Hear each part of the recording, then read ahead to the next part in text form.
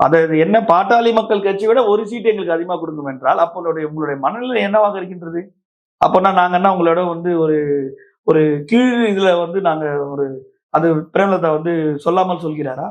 இல்லை குறிப்பிடுகிறாரா? இது என்ன? இது நெப்போட்டிசமா? அரசியலுங்க. ஒரு ஒரு கட்சியோட பலத்தை பத்தி தான் ஒரு ஒரு கட்சியோட அந்த கூட்டணி தலைவர்கள் தீர்மானம் பண்ணுவாங்க.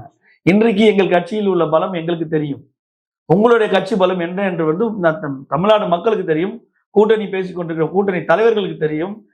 மத்தியில் ஆளுகின்ற என்டிஏ கூட்டணி ஆளுகின்ற பாஜகவுக்கு தெரியும். எல்லாருக்கும் தெரியும் நீங்கள் என்ன இந்த 10, 15 வருஷத்துல நீங்க என்னவா இருந்தீங்க, எப்படி இருக்கீங்கன்னு. அதுக்கேற்றாற்போல் நீங்க சீட்டு உங்களை கேட்கணும் கண்டி.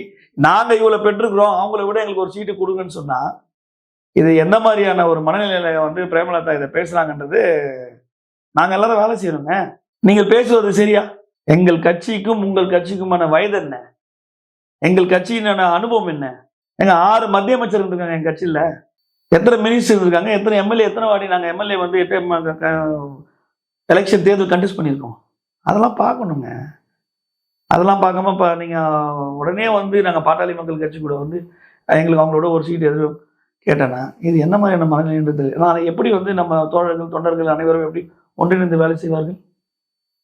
இதுவே ஒரு மிகப்பெரிய முரணாக இருக்கிறது.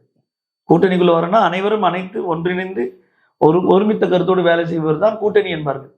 நீங்கள் வரும்போதே வந்து பாட்டாளி மக்கள் கட்சியை விட ஒரு சீட் எங்களுக்கு அதிகமாக தாருங்கள் என்று சொன்னால் அது என்னமான மனநிலை என்றது பிரேமலதா விஜயகாந்திடமே நான் விட்டு விடுகிறேன். அது ஒன்றும் பொதுமக்களும் தெரிந்து கொள்ளட்டும்.